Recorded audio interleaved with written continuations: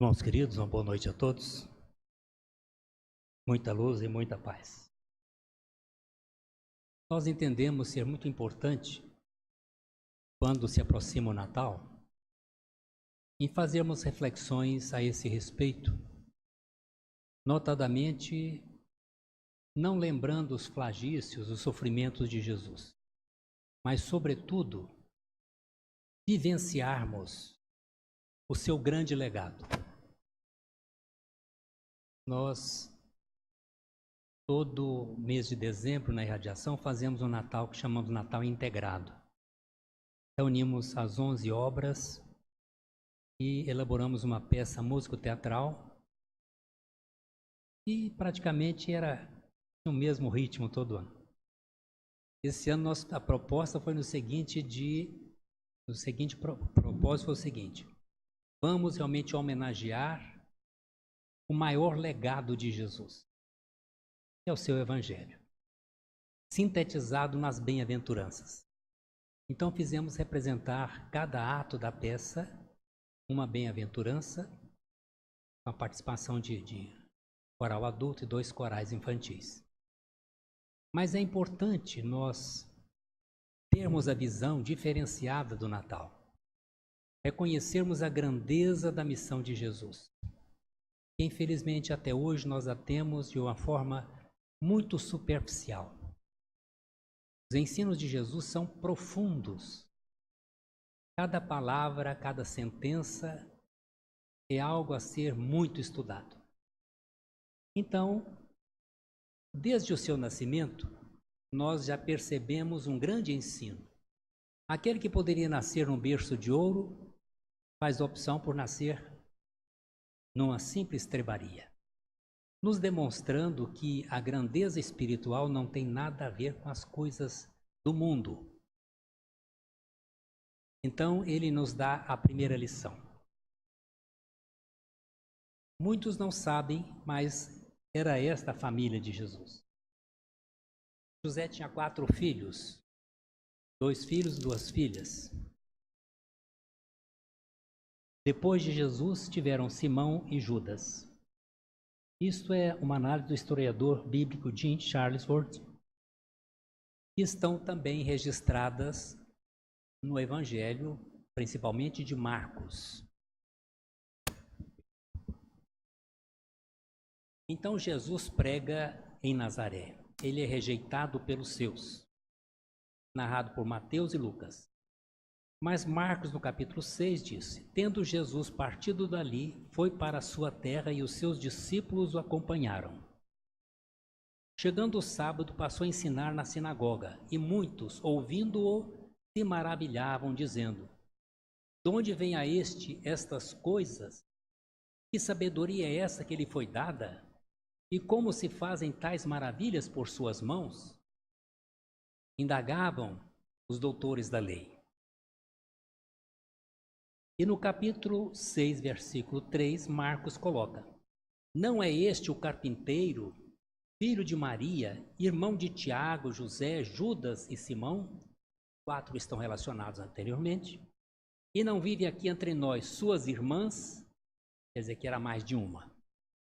A mulher na época de Jesus ainda é muito pouco valorizada, então nem nome nas mulheres eles davam, né? Então, está registrado pelos evangelistas a família de Jesus. Da sua infância, sabemos que ela fora uma infância comum, normal, como toda criança. Da sua adolescência, temos apenas um fato que ficou registrado. Quando José e Maria, numa grande caravana, foram para a Páscoa, e ao retornarem, no meio do caminho, notaram pela falta do menino. E então voltaram e por 2 dias o procuraram, até que localizaram na sinagoga discutindo com os doutores da lei. Então, este é o único registro da sua adolescência. Da sua maturidade, há uma série de especulações. Eu li há pouco tempo um livro de Jesus dos 13 aos 30 anos, mas eles inventam tanta viagem para Jesus. Foi à Índia, foi no céu. Nada se tem de concreto a esse respeito. Não, Jesus foi aprender com os essênios. Jesus não viera para aprender, ele viera para ensinar, né? E, evidentemente, os essênios eram aqueles que mais se aproximavam da doutrina cristã. Então, Jesus tinha para com eles um certo apreço. Os feitos de Jesus. Coisa que nós não podemos jamais falar que Jesus tenha feito algum tipo de milagre. Jesus não fez nenhum milagre. Milagre é o que se faz e que não se explica. Jesus, pelo contrário, tinha consciência daquilo que fazia. Ele realizava, sim, obras poderosas, obras de poder, poder do conhecimento. Há leis que a própria ciência nossa não detectou ainda, que esses espíritos luminares sabem trabalhar com elas. Algum tempo atrás, Sai Baba, na Índia, fazia materializações, desmaterializações. Ele enchia baldes e baldes esfregando a mão, saía dali uma cinza curativa. Então, mas eles não davam o mínimo valor a esses fenômenos. Então, Jesus inicia o seu ministério entre nós exatamente numa festa de casamento em Caná, na Galileia, em que ele transforma a água em vinho. E tem toda uma simbologia que não dá tempo da gente aqui analisar. Mas todos os outros feitos, quando ele andava sobre as águas, Jesus sabia manipular os fluidos. Então ele realizava coisas que espíritos de escola também realizam. Então estão registrados nos evangelhos alguns de suas obras poderosas, não milagres. O centurião de Cafarnaum, um homem de fé. O menino possesso e o poder da fé. A mulher hemorroíça, demonstração de fé. A mulher cananeia, um exemplo de amor e de fé. Infelizmente não dá para a gente comentar cada uma dessas passagens. A sogra de Pedro, o surdo-mudo de Decápolis, a mulher encurvada, a cura de um homem hidrópico, o leproso que ficou curado, a cura de 10 leprosos, o homem da mão atrofiada, 2 cegos, um mudo, o cego de nascença, o cego de Betsaida, o cego de Jericó. A cura do filho de um funcionário real, o endemoniado da sinagoga, o endemoniado de Gadara, o paralítico de Cafarnaum, o paralítico de Betesda. Finalmente, a filha de Jairo, o jovem de Naim e a ressurreição de Lázaro. Esses 3 últimos foi quando Jesus os faz recobrar a vida e afirma que eles não estavam mortos, eles dormiam, talvez no estado adiantado de catalepsia. Como nós imaginamos que seria a receptividade aos ensinos e às ações de Jesus à sua época, principalmente em Jerusalém? Os populares se entregavam à apologia franca da doutrina cristã. Sempre os mais humildes, os mais simples, são aqueles que têm coração e mentes mais abertas. Os servos o sentiam com todo o calor do coração. Também era uma população simples. Já os sacerdotes o combatiam abertamente.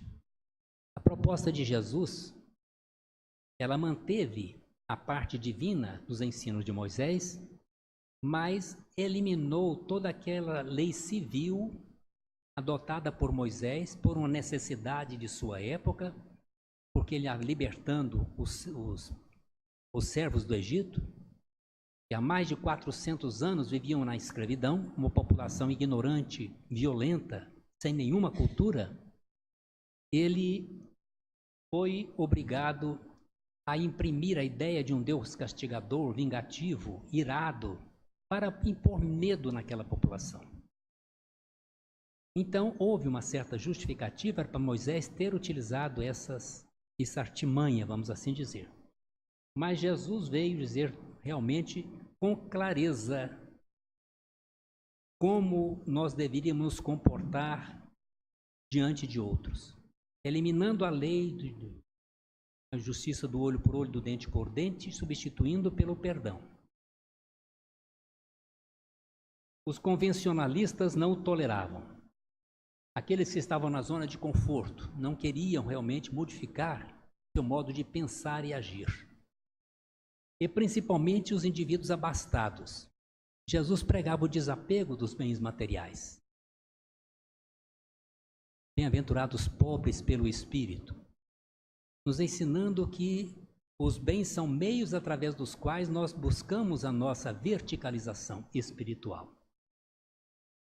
E diante de toda essa situação que foi criando esse clima, Jesus, por outro lado, combatia tenazmente os fariseus, que eram considerados homens santos, mas Jesus sabia da hipocrisia deles, chegando a ponto de, certa feita, compará-los a sepulcros abertos, ou seja, brancos por fora e podres por dentro.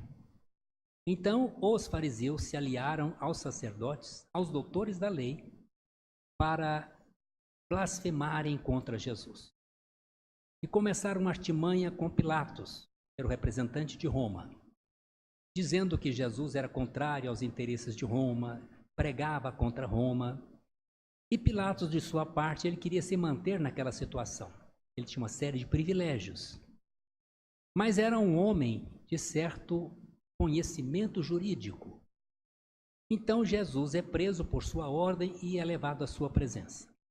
E ele começa a interrogar Jesus e não acha nenhum ponto em que ele tenha cometido um crime. No mais, a sua esposa chega e lhe diz que sonhara naquela noite com um anjo e que esse anjo dissera a ela que aquele homem era um justo e que ele não condenasse. Pilatos ouvia muito a sua mulher. Então ele resolveu encaminhar Jesus para Herodes, o tetrarca. Herodes era um homem zombador, fazia galhofas com as pessoas, e com Jesus não foi diferente. Mas Jesus olhava profundamente nos seus olhos e não respondeu uma das perguntas que ele fez. Diante daquela situação, ele, irado, manda devolver Jesus a Pilatos. E Pilatos mais uma vez o interroga: és rei dos judeus? Jesus diz: não sou rei dos judeus, porque se eu fora rei dos judeus, eles não deixariam que eu estivesse aqui. Mas o meu reino não é deste mundo. Como é que aquele pessoal à época poderia compreender a grandeza, a extensão dessa colocação de Jesus? Então, Pilatos não viu nenhum ponto em que poderia condená-lo.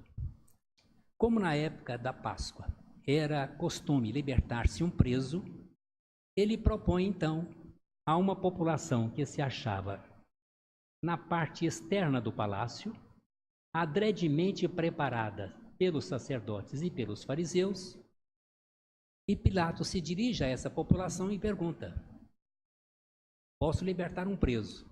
A quem vocês querem que eu liberte? Jesus ou Barrabás? Barrabás foi a opção. Então, Barrabás era um criminoso, com Tomás, todo mundo conhecia, e Jesus não tinha crime nenhum. Então Jesus é açoitado, é-lhe dado aquele madeiro para transpor até o Gólgota e finalmente crucificado.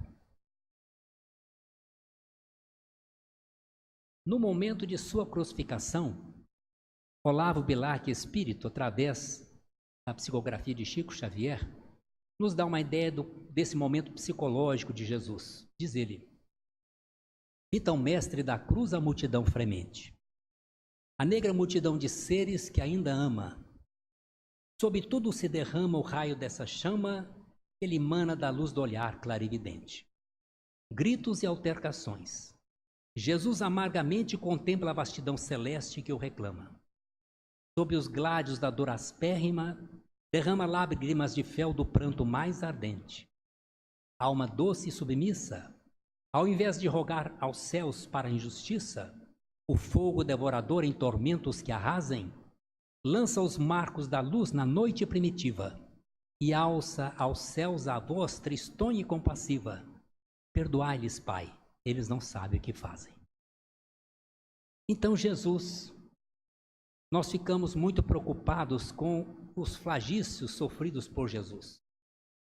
E equivocadamente, a meu modo de ver, na Semana Santa, nós relembramos as dores de Jesus. Eu tenho comigo para que Jesus não sofreu. Porque não só ele, mas as grandes almas passam por provas acerbas, mas não sofrem. Porque eles fazem prevalecer a sua substância divina sobre todas as tiranias do mundo. Paulo nos dizia: eu me rejubilo no meio de todas as minhas tribulações. Mahatma Gandhi afirmara: nada tenho que perdoar a ninguém, porque ninguém nunca me ofendeu. Foi ofendidíssimo, mas nunca se deixou ofender. E Jesus nos dá a prova cabal. Ele nos amava e nos compreendia a nossa pequenez, a nossa ignorância. Ele não tinha nada a nos perdoar. Ele era inofendível. Ele não veio nos ensinar a sermos inofendíveis em função da nossa pequenez espiritual. Ele veio nos ensinar a perdoar, porque perdoa quem se ofende. Mas um dia nós não vamos mais nos ofender. E aí sim vai valer esta outra lição. E como previam as Escrituras, a partir do terceiro dia do seu passamento, Jesus tem 11 aparições.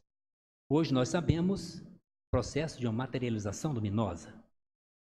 Na 7ª foi para o colégio apostólico, em que ele pedia a eles que determinado dia, determinada hora, fossem para a Galileia e se colocassem ao pé do Monte Galileu.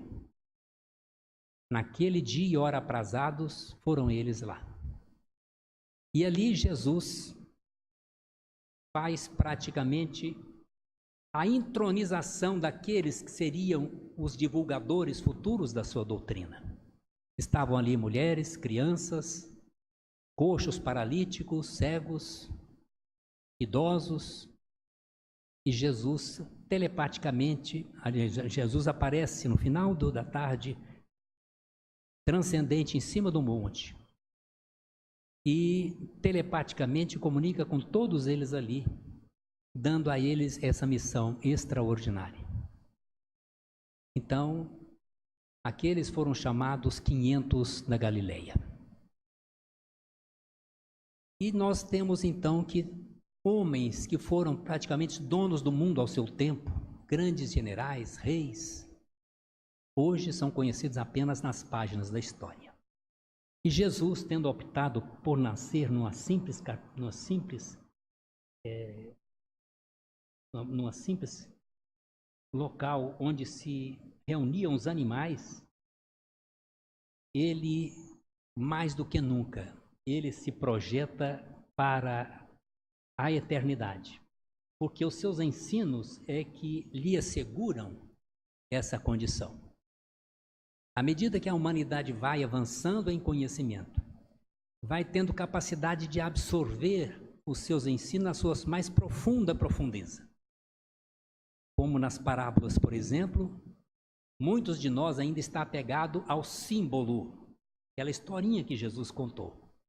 Mas dentro desse símbolo há um simbolizado profundo, que nós temos que vasculhar e entender. Nós jamais podemos fazer uma interpretação literal do texto bíblico. Toda a mensagem bíblica ela foi trazida mediunicamente, através da inspiração. E somente sobre o patamar da razão nós podemos não ter uma compreensão intelectiva dela, mas sentirmos subjetivamente essa realidade. Mas Jesus passa por todas essas dificuldades e afirma no Evangelho de João: eu venci o mundo. Mas venceu como? Foi incompreendido, preso, açoitado, crucificado. Como ele venceu o mundo? Ele venceu porque ele cumpriu o propósito ao qual veio. Ele não veio para derramar sangue para nos salvar, como equivocadamente muitas pessoas pensam. Jesus veio para ser modelo, para ser exemplo. Por isso ele disse: eu sou o caminho, a verdade e a vida, ninguém irá ao Pai senão por mim. Fala-nos Albert Schweitzer que o exemplo não é a melhor maneira de convencer, é a única. Então Jesus veio com esse propósito. Ele deu todo o exemplo que nós precisávamos para termos parâmetros para as nossas atitudes. Tem uma novela evangélica de Charles Sheldon, Em Seus Passos, o que faria Jesus. Muito interessante esse livro. Então ele mostra que uma comunidade se dispõe, daquele dia em diante, a agir pensando, se Jesus estivesse no meu lugar, o que ele faria? E essa comunidade se transforma. Porque nós temos todos os elementos para uma condução segura. Não fazemos por um certo comodismo ou por interpretações meramente intelectivas do texto bíblico. E Emmanuel nos afirma que Jesus é o governador do planeta Terra. Então, muitas vezes nós nos desesperamos com tanta violência, com tanta coisa que está acontecendo. Mas não podemos perder em momento algum a convicção de que no leme está Jesus. E se cada um de nós entrar em sintonia com essa força espiritual, nós seremos um elemento, uma força geratriz de energia e estaremos contribuindo para um mundo melhor. Cada um de nós é responsável não só por esse planeta, mas pelo universo, do qual nós somos uma peçazinha mínima, mas somos uma peça única. Cada criatura que cai, com ela cai todo o universo. Cai com ela toda a humanidade. Cada criatura que se eleva, também com ela se eleva toda a humanidade. E fala-se muito na volta de Jesus. Se ele voltasse, ele não seria crucificado, mas arrumaria outra forma de condená-lo.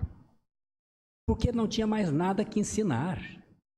Ele iria repetir os mesmos ensinos que são atualíssimos. E seria novamente incompreendido. Seria disputado pelas várias religiões. Então, Jesus mesmo se comprometeu a, junto do Pai, pedir um outro Consolador, um novo Consolador. A doutrina espírita vem no tempo certo, com base na ciência já que havia desenvolvido, para estabelecer uma filosofia com base científica e consequência religiosa. Quando Kardec nos recomenda que devemos passar tudo pelo crivo do saber e do bom senso, nos dá uma responsabilidade individual. Eu não devo aceitar nada que venha de fora para dentro, que venha da minha religião, da minha igreja, dos meus pais. Não, eu tenho que ter as minhas próprias convicções. E para isso o Espírito de Verdade nos recomenda o estudo. Ninguém cresce se não estudar. Nós temos que desenvolver as duas grandes asas do saber e do amor para termos sabedoria. Então não há como crescer sem desenvolver o intelecto, que é a aquisição definitiva do nosso espírito, mas também não dulcificando os nossos corações, ou seja, trabalhando os nossos sentimentos. E Jesus nos convoca para um grande despertar. Conhecereis a verdade vos libertará. Que verdade é essa que Jesus nos concita a descobrir? Jesus mesmo ensina na parábola do filho pródigo. O fulcro dessa parábola é o autoconhecimento. É quando aquele jovem faz uma reflexão profunda e chega à seguinte conclusão: eu não sou pastor de porcos, eu sou filho daquele Senhor. É o reconhecimento da filiação divina. É quando eu tenho consciência plena da imanência de Deus em mim. Deus é transcendente em si mesmo e é imanente em todas as suas criaturas e manifestações. A partir dessa consciência, há em mim uma verdadeira metanoia, uma transformação. Porque aí eu tenho condições de sair do autoconhecimento para a minha autoeducação, para atingir a minha autorrealização. E não é essa salvação que falam em fora. Não existe salvação de fora para dentro. Cada um vai se fazer por si mesmo. Deus já nos deu o máximo de si. Ele não nos fez do nada, Ele nos fez da sua luminosa essência divina, que é amor. Cabe a cada um de nós permitir que essa força interna se manifeste, que o Cristo cósmico internalizado no Cristo interno possa realmente se fazer valer. Pensar no bem, falar no bem e fazer o bem, e nos tornarmos pessoas boas. Esse é o caminho. Finalmente, no dia 19 de dezembro de 1995, nós estávamos encerrando uma reunião mediúnica quando um companheiro muito querido, já falecido, Marinho, que faleceu, ele vira para mim e diz: Juca, a nossa irmã Cora Coralina está presente e quer deixar uma mensagem de Natal. Nós prorrogamos por uns 40 minutos a reunião. E esse espírito tão querido, que temos outras manifestações dela, outras comunicações, nos deixa uma verdadeira pérola literária. Ela mostra a visão dela quando encarnada e depois do lado de lá, como é que ela via de forma diferente. Então ela diz assim: é noite e é Natal. O céu claro se enche de estrelas e eu não me canso de vê-las. Ao ver o astral assim tão constelado, me sinto de novo menina, a Aninha simples e bobinha, que nos meses de maio e junho, sobretudo, olhava o infinito noturno qual escrínio de fino veludo, onde as joias se esparramavam largadas, quais gemas infinitas da luz imortal. Eu estendia minhas mãos pequeninas e julgava pegá-las. Criava na mente infantil joias tão belas que ourives algum jamais imaginaria compor. No cabelo a tiara das Três Marias, no pescoço o crucifixo do cruzeiro, brincos de estrelas a piscar, anéis de planetas vermelhos de rubis.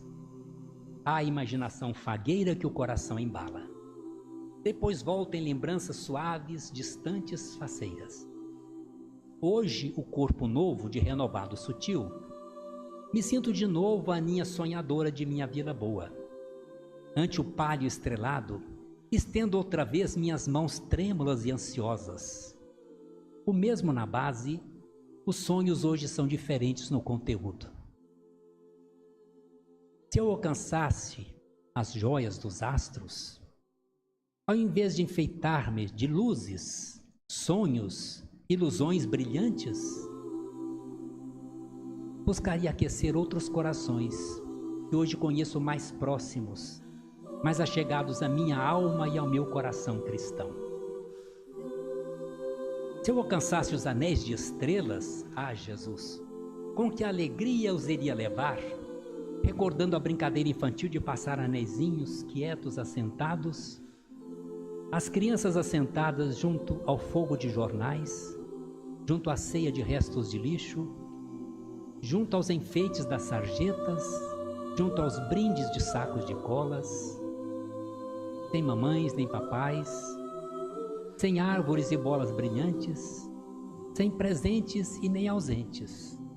Quem sabe, Jesus, se com os meus anéisinhos de estrelas não pudesse eu de alguma forma aquecê-las? Quem sabe enfeitando o dedinho de suas almas, meu carinho não as fizesse de alguma forma de novo acreditar no mundo e nos homens. Eu alcançasse o cruzeiro, Jesus, o cruzeiro do sul, com que alegria levaria eternamente o sublime luzeiro, e com carinho e respeito mostrá-lo aos homens de todas as crenças. Há quantos no mundo alardeiam ter fé, mas que apenas usam seu nome, qual se fora outdoor corriqueiro que apenas lhes valesse dinheiro.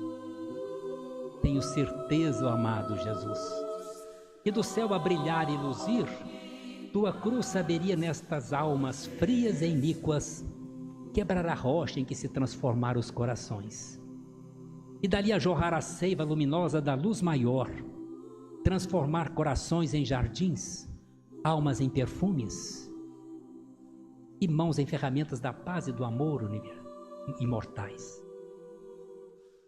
Se a tiara das Três Marias eu as tivesse a brilhar em minhas mãos, ah, Jesus, com que alegrias iria levar, delicada, brilhando humilde, para enfeitar frontes penteadas e faces pintadas de jovens mulheres, algumas pouco mais que crianças, que vendem seus corpos nas ruas e nos bares, que vendem suas almas na ausência de lares, onde pais verdadeiros lhes ensinassem sinceros a verdade do amor. Por que, ó Jesus, nossos filhos e filhas se encontram jogados aos cantos da vida, quais órfãos de pais vivos, a buscar guarida na ilusão do prazer, julgando gozar quando vive a sofrer, querendo amar quando promíscuo sem o saber, abastardam no ventre a força de luz da criação da vida, onde o amor se esvai para apenas restar o débito atroz do crime vulgar. Estrelas, enfim, nesta noite de luz, eu pudesse pegar, ó meigo Jesus, eu que hoje mais que nunca te amo e compreendo, gostaria de, qual feminina Noel, tentar ao mundo as dores lenir. Quem sabe o pranto diminuir?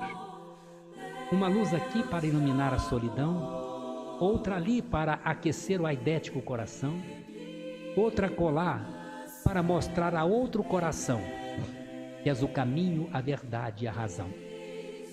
E muitas estrelas cheias de luz e amor para os homens dizer: quem tem o nome sublime que hoje tão erradamente reverenciam, encontra-se o roteiro final dos sonhos que acalentam, das ilusões que almejam, para a eles dizer, ó Jesus, que o melhor presente foi, é e será sempre o seu Evangelho de luz. Muita paz.